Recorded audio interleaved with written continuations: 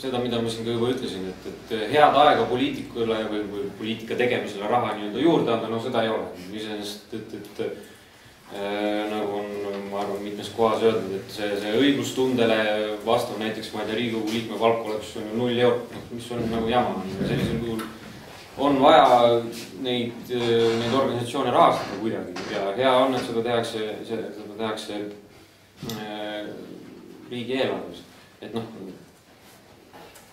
igasuguse siukse ideega, mis mingil määral kuidagi annab mingisuguse erakonnaga või erakonnaga seotud jõududele raha juurde, noh paratamatult, me elame siin tänapäeval siukses Eestis, sellel tuleb väga negatiivne reaktsioon niikuinii, noh see tuleb siis mingil määral üle elada, ongi kõik, noh siin ei ole lihtsalt mingisugust muud varianti. Aga noh, seda tuleb, ma arvan lihtsalt neid võimalikke muutusi, mida siis soovitakse ellu viia just selleks, et võib-olla natuke korrastada seda erakondlikku maastikku. Et seda saab võib-olla teha viisil, kus ei hakkaks kohe otseselt silma mingisugused võimalused, kuidas näiteks hakatakse jälle mingisuguseid kummalisi skeeme näiteks välja töötama või selleks, et see asi normaalselt toimiks, on meil vaja jälle mingisugust järelevalvet, on vaja mingisugused piitungid kuhugi tuua ja mingisugune komisjon peab vaatama, et keegi oleks valesti kasutanud seda. Iseenesest praegune süsteem läbi nende MTÜ-de juba toimib sellisel kuul, et sellise spetsiifilise suunitusega mingisugust projekti raha võib anda ka praegu, näiteks ongi kõik. Või siis, mis see variant siin oli, et võib-olla erakonnad ise seda teevad, või ka selle erakonna seaduses on kirjas, nendel on õigus nüüd sidusorganisatsioone luua või siis jah, iseenesest, kes neil keelab MTÜ-d luua ja siis olla lihtsalt osa sellest MTÜ-st või noh, üks mingisugune liige seal ja siis läbi selle siis üritada ka nii-öelda sellel turul tegutseda ja nende MTÜ-de rahasid taotleda just selleks spetsiifiliseks ülesandeks, just mingisugune maailmavaate tutvustamiseks näiteks. No siis ei tekiks niisugust muljet, et nüüd on erakond kuidagi raha juurde, mis tekitab paratamatult lihtsalt siukse reaktsiooni. Üks võimalus selle sama nagu siis tunde vältimiseks on see, et kui ka erakond, me ei ole siin maininud nagu sellist võimalikku rahaallikat niisuguste tegevuste jaoks nagu erakondade liikmemaksud, et nüüd just paari päeva eest siis avaldati erakondade eelmise aasta siis 4. kvartali ja aasta kokku need summad, mis saadi annetustest, mis liikmemaksudest, välja arvatud siis Keskerakonnale, kelle arvuti on kahvas, aga teiste erakondade puhul, kui siin vaadata summasid, kas liikmemaksust laekuvad ja liikmete arvu, et siis ühe liikme kohta rahastavatakse oma erakonda, siin keskmiselt Reformi puhul oli see 1,2 eurot, IRL-i puhul 1,7 eurot, sotside puhul 3,8 eurot aastas. Et ma arvan, et siin on nagu potentsiaali küll, et need inimesed, kes ise seda maailmavaadet just nimelt toetavad, võiksid ka seda siis rohkem rahastada. Et selle puhul on hakatud rääkima argumentidest, et siis kuidagi tõuseb see läbi nagu poliitikas osalemiseks tohutult, et erakondadesse kuulumine jääks justkui rikaste inimeste hobiks ainult, aga jah, et kui ma ise olen 2 MTÜ liige ühes rahvatantsurühmas ja ühes kammerkooris, siis rahvatantsurühmas on meil liikmemaks 20 eurot kuus, õpilastele 10, kooris 15 eurot kuus, õpilastele 7 ja ma ei ole kuulnud, et keegi rääkis, et rahvatants või koorilaul on ainult rikaste inimeste hobi Eestis, et saab hakkama küll niimoodi, et ka liikmed ise toetavad seda tegevust. Härra Maurust, mis te arvate sellest rahastamise? Kindlasti saab erakondade rahastamist paremaks teha ja süsteemseks ja nii edasi, paremini toimimaks, tõhusamaks. See kõik on õige ja sellega ka tegeletakse. Ja näiteks Reformierakond tõstis oma liikmemaksu 10 euro peale.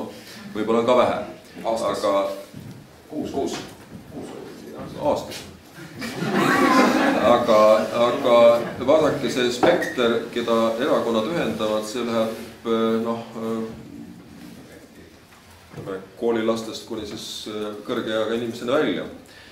Aga see argument, loomulikult seda tuleb arvestada, ma ei ole selle vastu, aga see ei ole siiski piisav selleks, et ma võin kasutada sama argumenti ka teile, öelda, et MTÜ-d, palun väga, miks te tahate riigieelarvest raha? Ja täpselt seda ka argumenti kasutavadki. Ja kasutage liikmemaksu toimetage, aga miks te küsite riigieelarvest 6 miljonit, eks ole, ja tahate veel saada sealt 67 miljonit, eks ole, juurde küsida. Nii et see argument niimoodi vastastikku pillumiseks eriti ei sobi, kuigi ma möönan, ja aktsepteerin seda, et erakondade liikmemaksudest tuleks paremini erakond finantseerida. Okay. Liigume siis selle meie viimase teema juurde rääkida siis sellest, et kas see nimi, mis välja pakutud on tasadele, kas see peaks olema just selline ja siis natuke ka sellest vahekorrast, mis meil on kodanikuühenduste ja siis nüüd selle sihtasutuse vahel. Nagu eelmisel või siin alguses just ütlesime jah, et ma arvan, et demokraatia arendamine ei ole päris kohane nimi sellele sihtasutusele, sellepärast et parteipoliitika ja poliitilised ideoloogiad on ainult osa demokraatiast ja ma arvan, et mitte kõige olulisem osa seejuures ka jah, ei tundu mulle, et see menetlusprotsess seni oleks ise kohutavalt demokraatlik olnud, et ma tahaksin seda sõna nende loodavate sihtasutustega siduda. Et ma arvan, et täpsem oleks tõesti nii nagu ka teistes riikides, Saksamaa jällegi, siis, et selle juures siis rõhutataksegi erakonna sõna, et tegemist on erakonna fondiga, partei arendamise sihtasutusega või millegi taolisega. Erakonna ideoloogiliselt seotud, aga ta on sisuliselt siis sõltumatu. Jah, kuidagi, seal oli eesti keelde tõlgituna oli jah vist väga pikk ja kohmakas see nimi täpselt, aga eesti keeles näiteks partei sihtasutus või partei arendamise sihtasutus või siis ideoloogia arendamise sihtasutus, et las ta siis olla Härra Marust, mis te arvate sellest nime muutusest? See on diskuteerimise küsimus, et kui on nii vastuvõetamatu see, et demokraatia sihtasutust ei saa olla ja selle taga jääb kõik see rong seisma, siis see ei ole see ohver ju siis, mille nimel siin neid võidelda. Kui on mingisugune parem nimetus leida, meil ei ole selle vastu mitte midagi, ma arvan, ainult kui me selle nüüd kuidagi leiaksime. Samas ma ei saa öelda, et see nimi täiesti vale oleks, sellepärast, et ega siis kui vaatame demokraatlikku ühiskonnakorraldus, see ikkagi rajaneb erakondlikul demokraatial. Nii et loomulikult, kui on mingisugune parem lahendus leida, siis leiame seda parema lahendus. Härra Soolak, mis te arvate? Jah, ma ei taha ka muidugi sükst muljet jätta, et kõik on halb, isegi nimi on halb. Aga mind ausalt natuke häiris küll see nimi. Ja ma mõtlesin sükse variandi peale, et okei, nad Saksamaal töötavad väga hästi tegelikult. Jah, Skoda Adenaueri fond ja ka mõned teised suuremate erakondade fondid, need on üldiselt väga tuntud seal. Aga kui me mõtleme nüüd selle Eesti konteksti peale, et siis nüüd tekib mingi rida asutusi või sihtasutusi, millel kõikide, see seaduseelnõus on seal kirjas, kõikide nimes peab olema see demokraatia arendamise sihtasutus sees.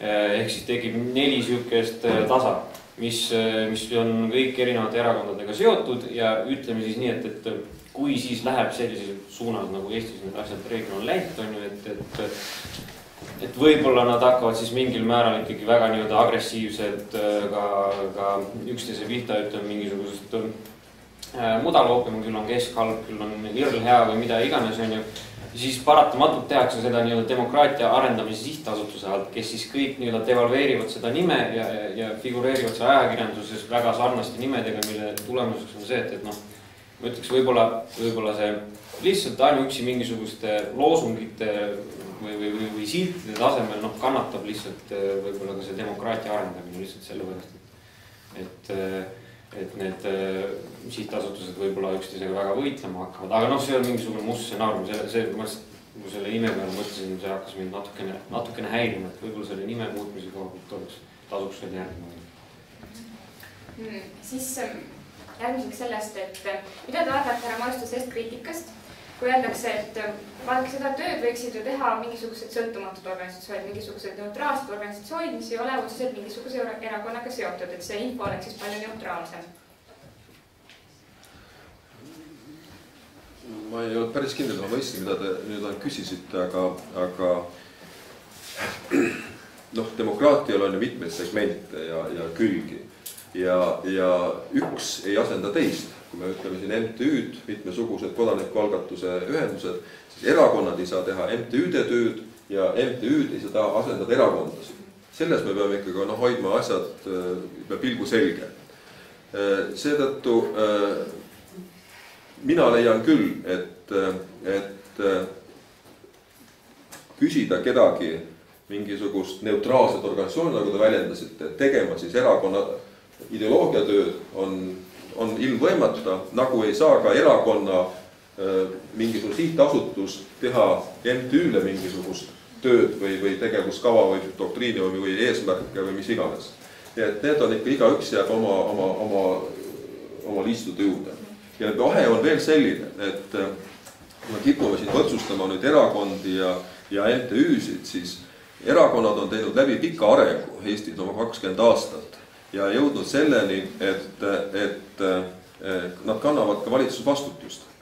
See kõlab võib-olla teile õõnsalt, aga ikkagi see on niimoodi.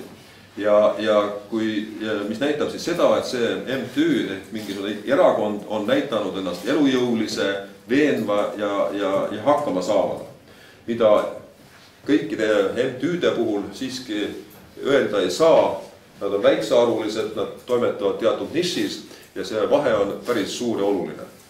Ega nüüd kõik erakonnad ka igaveseks ennast kuidagi või ilma saamasteks ei jää, et eks me seda näeme ka, et kuidas erakonnad tekivad ja kaovad. Nagu ka MTÜ-d tulevad samamoodi, et see ongi, ma arvan, loomulik asi ja samamoodi on MTÜ-sid, kellel on Eestis rohkem kui 20 aastat kogemust.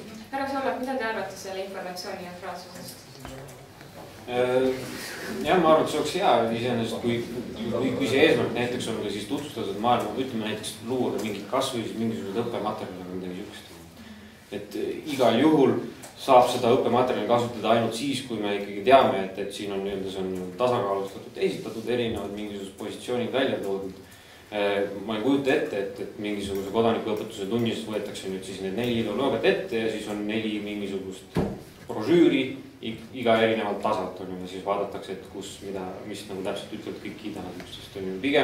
Pigem kui eesmärk on seda maailmavaadet tutvustada, demokraatiat arendada, siis tasuks kaaluda need erinevad optsioonid, mis selle jaoks on. Üks tõepoolest on mingisugune eraldi, siis ma ei tea, siis riigi poolt rahastatav mingisugune kas või samamoodi siis jällegi sihtasutus, mis tegeleb sellega, ongi kõik on. Lihtsalt väga tore, et on soov seda ideed arendada, on soov selle jaoks raha anda, loome mingi siukse asja, mis ei ole niivõrd otseselt, niivõrd selgelt seotud erakondade, lihtsalt selleks, et vältida neid assotsiatsioone, mis tekib paratamatult selle informatsiooni objektiivsuse osas. Ja need erinevad optsioone on võib-olla veel, millega vältida seda võimalikku kallutatust. Samas kui eesmärk ei ole kui soovita mingisugused oodatavat kui soovitakse seda oodatavat kriitikat vältida, ütleme nii siis, mis paratamatult praegu tuleb selle info-objektiivsuse kohta, mida nad hakkaks pakkuma. Enne kui me võtame siis küsimusi publikust, siis palun, et viimaseks kommentaariks on teil veel midagi lisada. Eks me siis jääme hea meelega ootama vastust oma ettepanekutele ja täpselt nii nagu selles pöördumises öeldud, et oleme igati valmis kaasa ütlema sellele, et see seaduseelnõu või seadusele muudatus, kui seda tõesti vaja on, et siis võimalikult hea saaks. Jah, ma arvan, et see idee demokraatiat arendada, neid maailmavaatet tutvustada ja Eesti kogemust jagada ja ka võib-olla midagi tagasi anda natukene neile, kellel ei lähe nii hästi, kui siin on ju meie ma ei tea, naabrite seas või siis selles endises Nõukogude Liidu ruumis. See on väga hea idee, kui selle jaoks ollakse valmis raha eraldama, siis see on väga hea, aga võib-olla tasuks natuke hoogu maha võtta. Üritada natukene erakondadest lahus seda asja võib-olla hoida, arutada või kaaluda need erinevad optsioone, mis on organisatoorselt võimalikud, et sellised mingisugused ideid siis kuidagi ellu viia ja võib-olla siis üritada natuke rohkem seda avalikkust ka kaasata, mitte et nagu see praegu kuidagi tundub väga halvasti käima, et juba on see idee mingil määral mingi stigma külge saanud, mis ei ole hea tegelikult. Ma olen nõus, mida siin ennalt tööti. Loomulikult me jätkame arutelu ja koostööd ja üksteise ärakuulamist. Päev selge. Ka need, mida siin märgiti, need eesmärgid või taotlused, et need peaksid minema edasi, on ju ka õige, neid tuleb jagada. Ma lihtsalt sooviksin natukene heatahtlikumat hoiakut. Kuulame üksteist ikka rohkem ära võtame selliseid emotsionaalseid positsiooni kohe. Et ega siis selliste negatiivse emotsionaalse positsiooniga me ei saa kunagi edasi. et me peaksime üksteist ära kuulanud lõpuks, siis teeme mingisuguse otsustuse. Aga kui me algusest peale võtame sellise positsioonhoiaku sisse, siis me ei jõua paljudes asjades edasi ja see, võib-olla on eestlasele omane, et kõigepealt olla skeptiline ja negatiivne ja siis pärast natuke järele mõelnud, võib-olla polegi kõige hullem asi. Et äkki saame ikkagi ka sellega edasi minna. Nüüd on meil siis veel mõned minutid jäänud ja aga ma palun, et küsimus oleks konkreetne ja lihtne või lihtne mitte nii väga, aga et ma ei peaks teid katkestama, siis kuulete siit teist nagu Kas sa arvad, et kui see tasa on parlamendis konsensuslik, et kõik erakonnad toetavad, kas sa arvad, et tasadest võidavad rohkem väiksed erakonnad või suured erakonnad? No kui me nüüd väga objektiivselt läheneme, siis väikesed on, sest see tasade rahastamine, nagu ma aru saan, see on lahti seotud selle erakonna esindatuse suurusega seal parlamendis. No jah, nominaalselt võidaksid need pisemad rohkem, sest nad saavad justkui nagu rohkem raha, aga jällegi. Väikesed eeldusel, et nad on parlamendis. Ja eeldusel, et nad on parlamendis ja jällegi rääkida sellest, et siin võidavad erakonnad kuidagi keegi rohkem või vähem, see kui vaadata neid eesmärke, mis on nende tasadele seatud, siis see ei peaks siin kuidagi sisse tulema. Nad ei peaks nad ei peaks tekitama mingisugust eelist mingisugustel erakonnal. Kui eesmärk on ikkagi kodanikuhariduse arendamine, siis me peaks üldse sellistes kategooriates rääkima. Ma nagu seda sooviks öelda. Rohelised härra. Ivo Kusumäega vahel. Ja ma küsimus olen Marustele, aga enne, mis taid sissejuhatusena, ma mainisin ära, et mina kuulun 3 MTÜ-sse, üks on Rahvaans, oled küll, ja ühes kahes olen ma juhatuses. Kumbki neist kahest riigiaadrest mitte mingisugust toetust ja selles oli väga huvitav kuulata seda, kus MTÜ-dele on väga suur osa riigieelarvest, mis ette nähtud. Ja sellest tulenevalt ma sooviksin küsida täna Maruste, et milline on teie arusaam MTÜ-de rollist Eesti ühiskonnas ja kas see ja mis sellele võib ka vahtas? Väga positiivne. Ma võin isiklik olla, kui ma siit ära läksin, see oli nüüd 13 aastat tagasi, siis seda kodanikuühiskonda, nagu ta praegu välja näeb siin, kui sõnakas ja mitmekesine ta on, seda ei olnud olemas. Ja on väga suur rõõm ja hea näha, et see on nii kaugele välja arenenud. Erakordselt hästi on välja arenenud. Ja kõik teevad kasulikku ja tähtsat asja, nii et siit ärge kuidagi välja lugege mingisugust erakondade MTÜ-de vaenulikkust. Kaugel sellest. Kõik erakonnad tahaks MTÜ-dega sõbrad olla ja koostööd teha, nii et kui mis puhul aga teile nüüd raha ei ole seda eelarvest tulnud, seda ma ei oska teile nüüd kommenteerida, sest ma rääkisin siin ainult sellest, mis on riigi eelarvest kõikide peale kokku ette nähtud. Ma rohkem ei oska selle kohta öelda. Härra Maruste, te ütlesite praegu 13 aastat ära, me ei kuulnud teist mitte midagi. Nüüd te tulite siia, olete parlamendis ja nüüd algatate mingisuguse tasade asju. Tähendab, ei ole, tundub, et reform ei ole demokraatlik, ei ole ka IRL demokraatlik, mul on rohkem usku sotsiaaldemokraatia, võib olla demokraatia. Aga teie nüüd mõtlete välja mingisugused asjad ja hakkate endale plusspunkte koguma. See on kuidagi kummaline, aitäh. Esiteks ei korjama mingeid plusspunkte ja teiseks, kui ma oma tähtaja siin parlamendis lõpetan, siis ma lähen pensionile ja rahu sellega. Kui te küsite, et miks pärast ma vait olin, kui ma Strasbourgis olin, siis see oli minu ameti juurde kuuluv. Vaikne olemine. Nüüd, kui te küsite, et sotsiaaldemokraatia on seal, kus on demokraatiat, siis selle sihtasutuste kaudu, nagu siin küsimus ka oli, saavad just väikeerakond ja sotsiaaldemokraatia suust väike on kõige suurema toetuse. Nii et sotsiaaldemokraatia edeneb siis jõudsamalt selle toetusena baasil.